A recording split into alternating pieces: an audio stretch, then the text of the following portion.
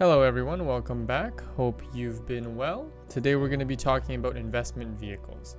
Basically, what products can you purchase or what can you do with your money in those accounts, such as your non-registered account or your tax-free savings account, which we talked about earlier in a previous video.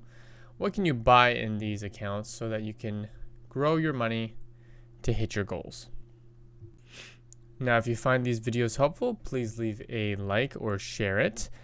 Definitely subscribe so that you can be further educated and informed as more videos come out.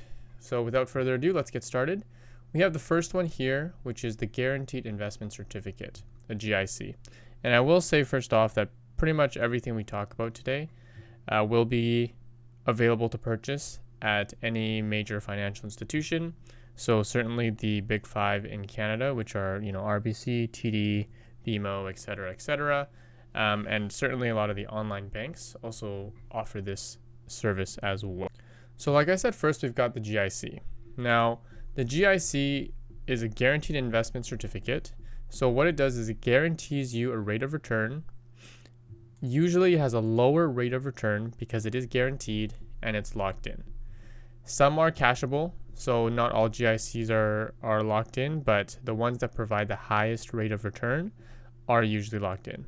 So for example, if we go to a GIC, this is off the BMO website, you can see right here, this is an example on how it works, right? So pretend you invested $10,000 at the very beginning, and let's say instead of 3 years, we're doing 1 year just so it's easier to calculate, and they offer you a 2% return, which unfortunately right now is probably not very valid. You're probably getting something like 1% or 1.3. So if you started with $10,000 on January 1st, by January 1st of the following year, the bank guarantees that they will pay you 1.3%, meaning you will get back $10,130 at the end of it.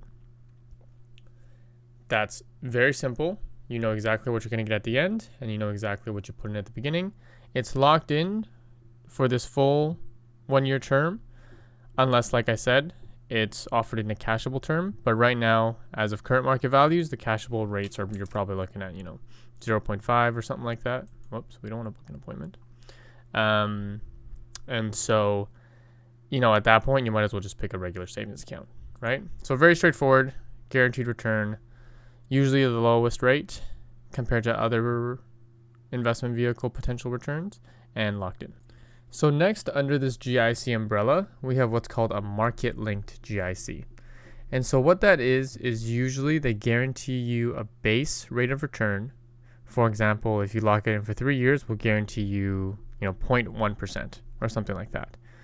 It has the potential for better rates of return because what they usually do is they will take your money. Let's say you lock it into a 3-year market-linked GIC. Whoops, this is not marked, it's market.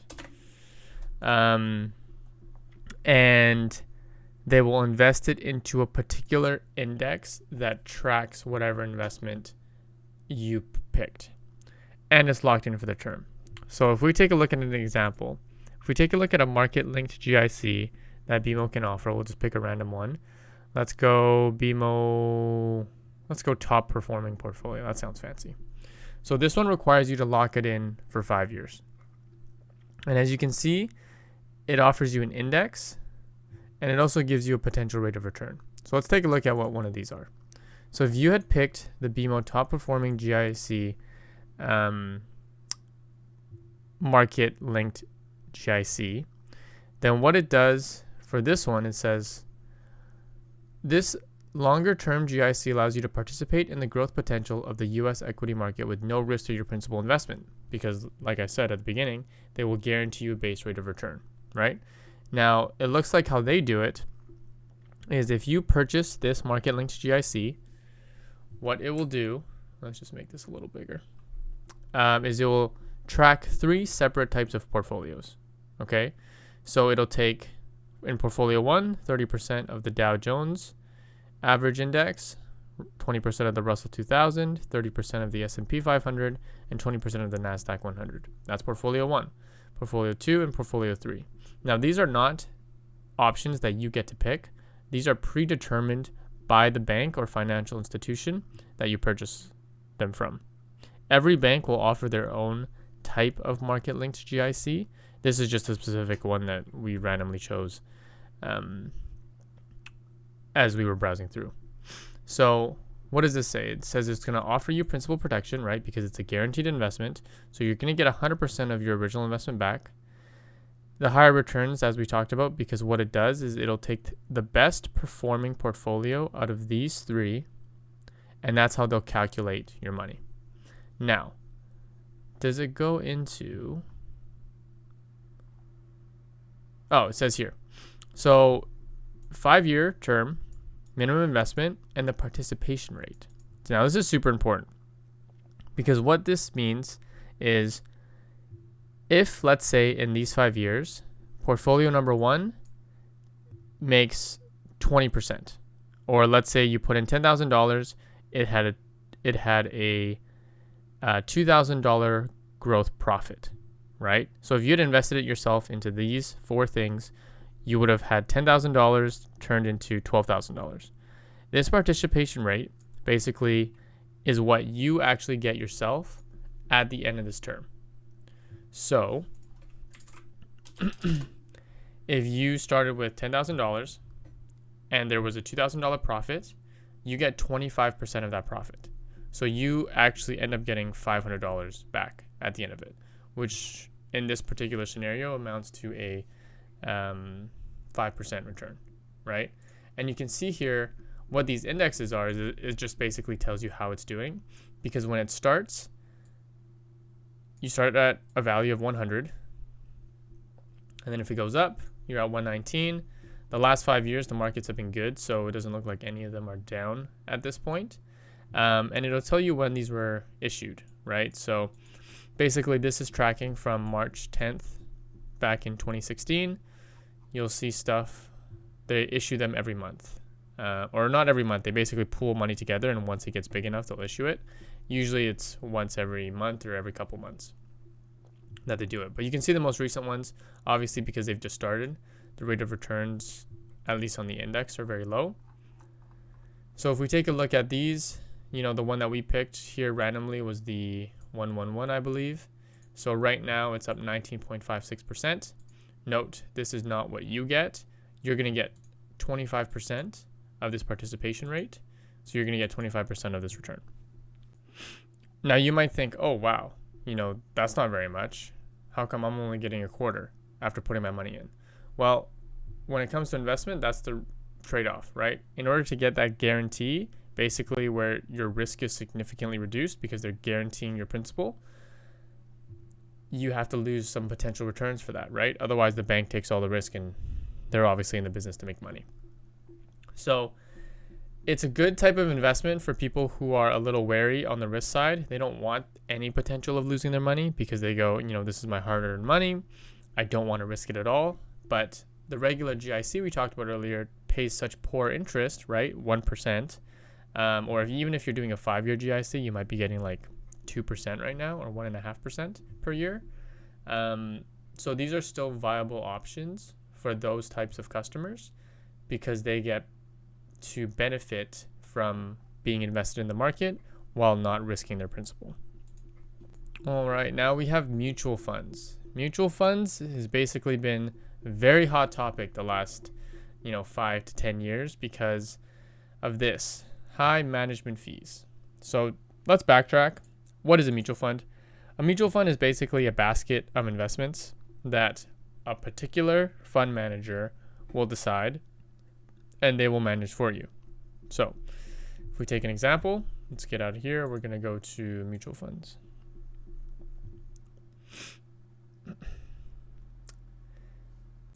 So here BMO's talking about a couple different main sectors of portfolios they have. This is basically just a basket.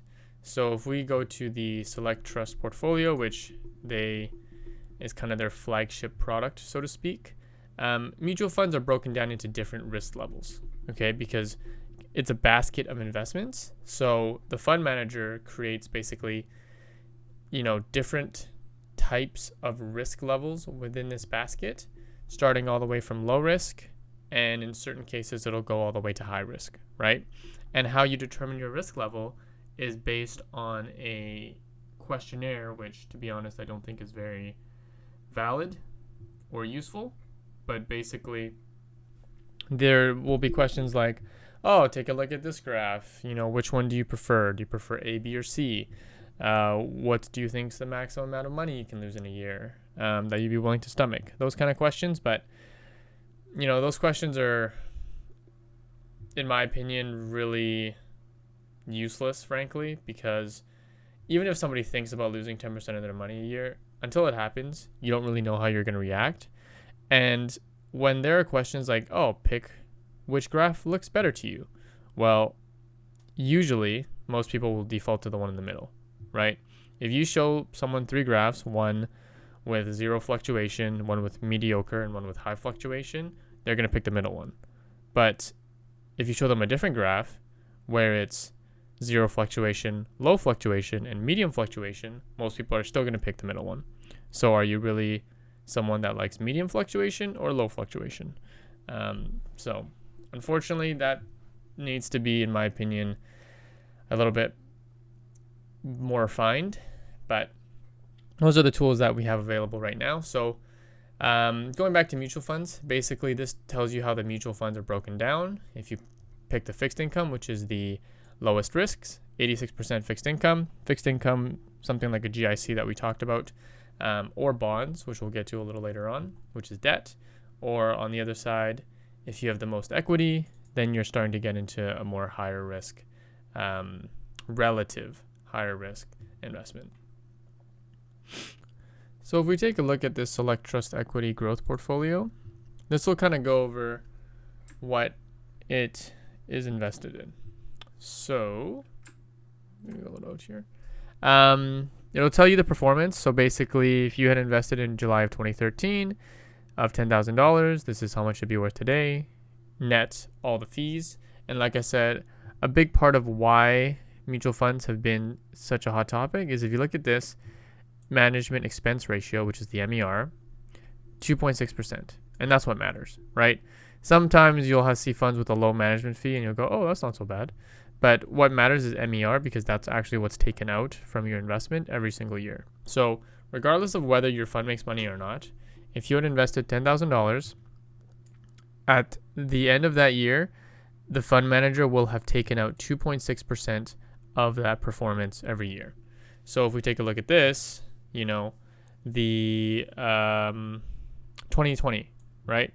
5.9%. That's net fees.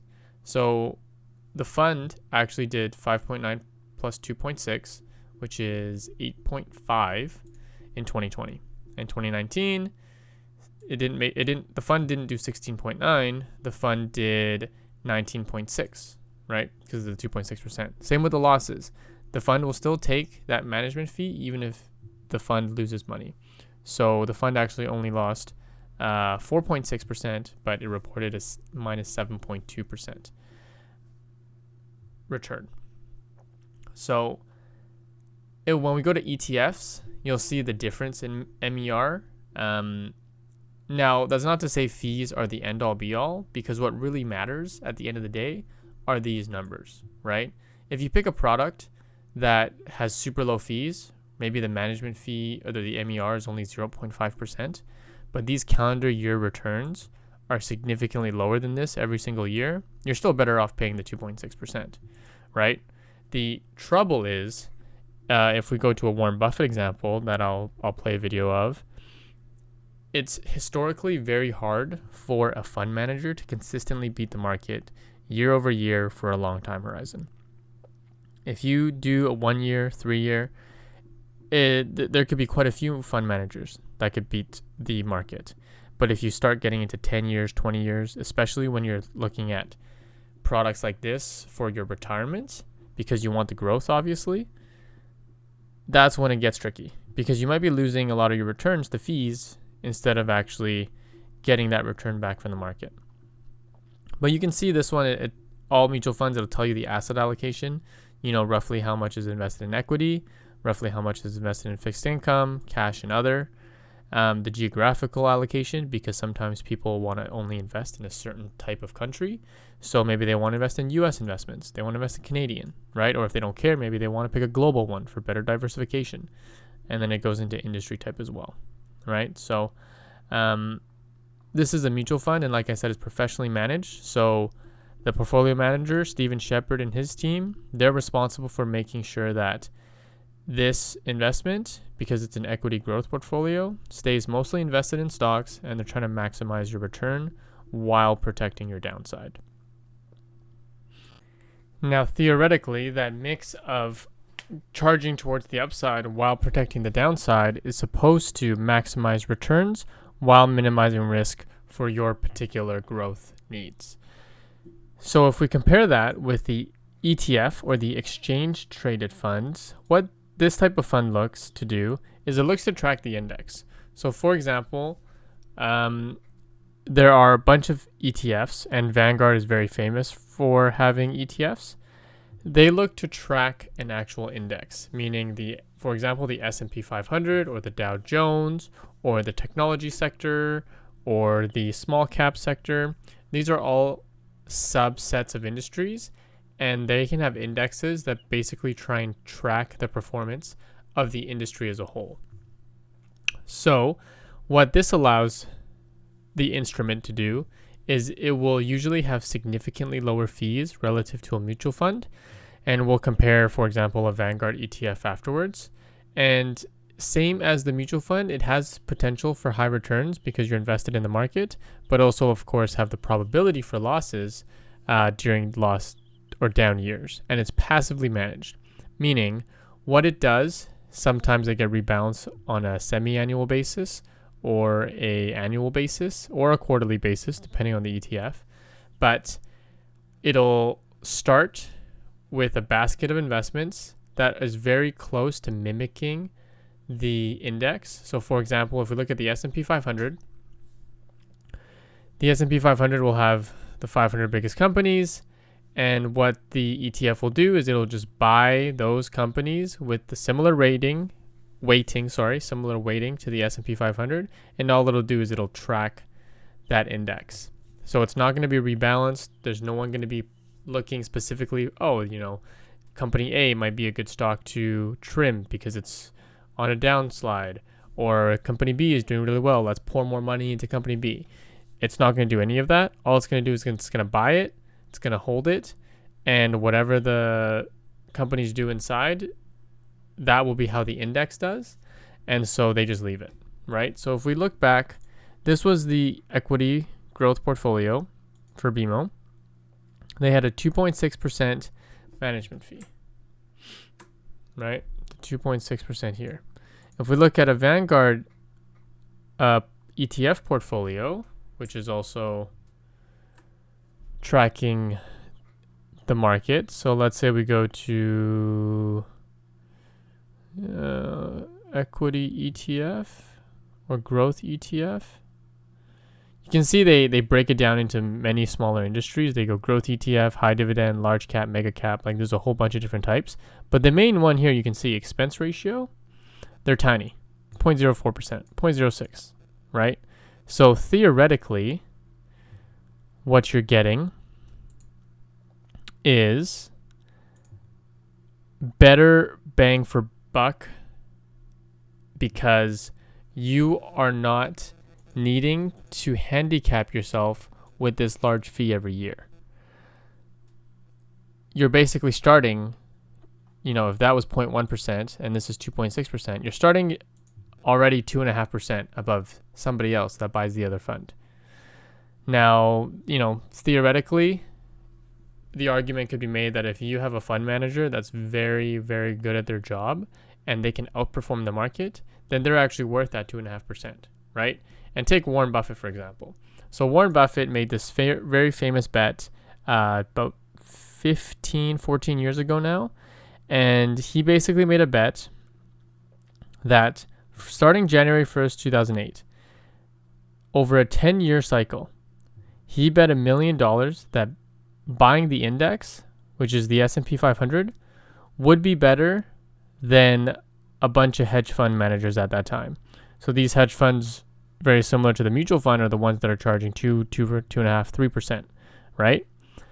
And so this is basically the bet. After 9 years, the index fund did 85.4%.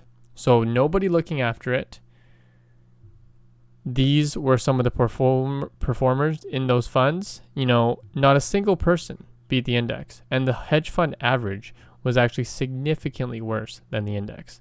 After 9 years, if you had just bought any one of these hedge funds, you could have been very, very far off, or even in the best case scenario, still significantly far off from just buying the index.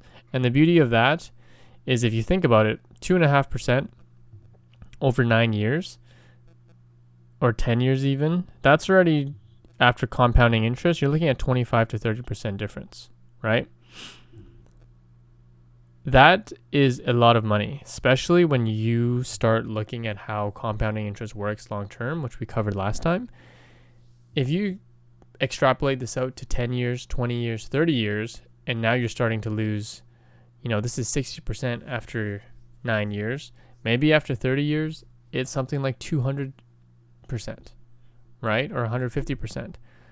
And then you start thinking, if you've been saving for the last 20, 30 years, you're probably building up a really decent sized nest egg. That could be 150 grand, 300 grand, 500 grand. And if you're missing out on 150% returns on 300 grand, that's a lot of money, right? So Buffett said basically, look, there are fund managers, and think about it. He is a fund manager himself, right? He manages Berkshire Hathaway, which is one of the most, lucrative, best returning investments of all time.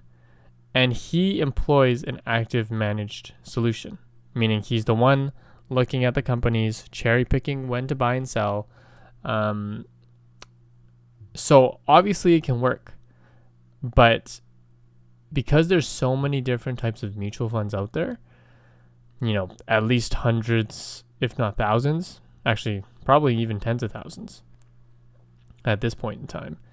How are you going to weed through all those thousands of mutual funds to find the pin in the hay? What's that saying? Needle in the haystack. Because it's going to be a very minuscule amount, right? Maybe 1% of the hedge fund managers will beat it, or maybe 2%. So in the long run, it's probably easier for everyone to just buy the index and not worry about something like cherry picking, buying and selling stock. Now, for me personally, I really do subscribe to that belief with a couple caveats, right? My own personal portfolio, I have a lot of fun picking companies, and I have a lot of fun researching companies and seeing, 3 years, 5 years later if I'm right. Because just like Buffett, if you do pick the right stocks, you can make significantly more money than just buying the index, right? It also comes with a lot more risks, of course, because if you pick wrong, you can also lose a lot more money than the index. But obviously, once you're familiar with the industry and familiar with how stocks work, then you start to want to dabble yourself and see if you can do it. And my personal belief of mutual funds versus ETFs, I do think there's a place for both, because as you can tell with Buffett and what he does, there are really good fund managers out there. It's just having to spend through the time and digging through different types of mutual funds to see how they perform, right? And I believe for my own portfolio, I've got probably about a 50-50 split between mutual funds and ETFs. And some of the mutual funds that I have, I'm paying really significant management fees on those. We're talking like 2.5 to 3%. But I've seen over the last 5-year term and the last 10-year term, they've also able to consistently beat the market. So as I said before, if you're paying 2.5, 3%, but you are consistently producing better returns than the index, then it's worth it, right? Because at the end of the day, what matters is the net cumulative return, not how much you're paying in fees. So rounding it out, we're almost at the end here. We've got segregated funds, which is very similar to a mutual fund in the sense that it's actively managed, but it can only be offered through insurance companies. And the beauty of the segregated funds is that it'll guarantee actually a minimum % of return if you hold it to maturity. But that takes away one of the benefits of the mutual funds or ETFs in the sense that you can always liquidate those and buy and sell whenever you want. So when we talked about market-linked GICs and guaranteed investment certificates before, those had a term, right? You had a set term at the beginning. For example, if you buy a 3-year GIC, you're locked in for those 3 years.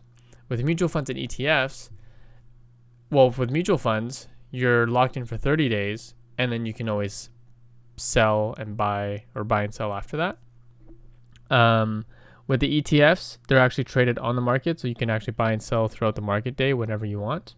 With segregated funds, you can still operate it the same as the mutual fund, but if you want that guaranteed minimum percent of return, which also honestly is not that high, so it's probably not that worth it. If you want that guarantee though, you have to end up holding to maturity, and that'll depend on the insurance company and how long they have it for. The other thing is these usually have the highest management fees because of this guarantee that they give you. In my opinion, I don't really think segregated funds are worth it. I've never seen a segregated fund that performs extremely well, nor do I believe it's ever worth it to hold for how long they make you hold it for, because what people don't account for is that opportunity cost. If they guarantee you the highest percent of return, for example, throughout the 20 years that you have to hold it, maybe the highest point of return is 80%, right? Or 60%. But usually if you're invested in a growth, even in the index, if you hold it for 20 years, you're tripling or doubling your money at the very least. So I don't think segregated funds are worth it, but it is an option. Stocks, of course, very straightforward. You have ownership in a single company. It offers the highest potential rewards, also with the highest possible losses, right? Now, the difference is the stock, you can either buy or short it, meaning you can buy it and hope it appreciates in value, or if you short it, it's actually the opposite. So you sell the stock first and you buy it back later. So you actually hope that the stock value goes down. And because you're operating it the opposite way, if you buy and you sell later, your worst return is 100% minus 100%. It all goes to zero, right? If you buy something at $100 and it goes to zero, that's it. If you short it, meaning you sell it first and you buy it back later, if you sell it first at $100 and it goes to zero, you made $100. But if you sell it first and you have to buy it back at $500, you've lost $400. So there's an unlimited loss potential with shorting, whereas with buying, the worst is 100% of your money. With stocks, of course, you also require a brokerage account. And then bonds, the last type of investment, usually people diversify out a portfolio with, for example, 80% stock and 20% fixed income, as we saw a little earlier with the BMO ones. The way they do this fixed income and equity portion is equity is stock, fixed income will be bonds or GICs. Bonds usually offer a better rate of return than GICs do because it's debt from a company. So because it's not actually guaranteed, right? If the company goes bankrupt, they can't afford to actually pay back your debt. So usually what they'll do is they'll offer a set interest rate and they'll go, I'm going to pay you 4% interest for the next 2 years on this specific bond, which is however much value that they're borrowing from you. And after that, you can actually sell that bond. So the bond price starts at 100 because that was what the original contract was. And that bond price will actually fluctuate, go up and down throughout the term of the contract that you have with them. And you, as the owner of that bond, can actually sell it if you want. And then somebody else will have to buy it back from you, right? And then at the very end of it, because you no longer own that bond, the principal money that you lent out will actually go back to whomever it is that owns that bond at that time.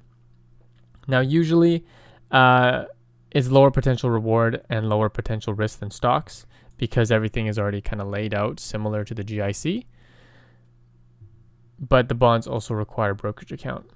Options, I'm not going to get into it. Don't do it, especially if you're starting out. There's a lot of people that chase options because they want a get rich quick scheme. unless you're a really sophisticated investor and you're using it to hedge your portfolio, don't do it. Other miscellaneous things that you can invest in, of course, real estate, art, collectibles, fast cars, whatever, anything with that can appreciate in value, gold, and of course the newest one, cryptocurrency, right?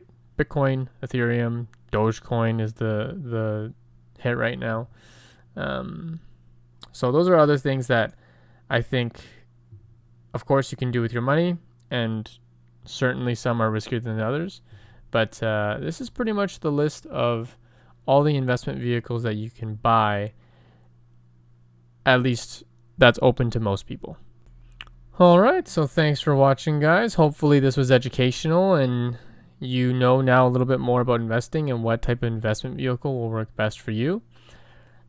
If you liked it, please leave a like and subscribe and share. Otherwise, I will see you next week with the regular portfolio update. Thank you.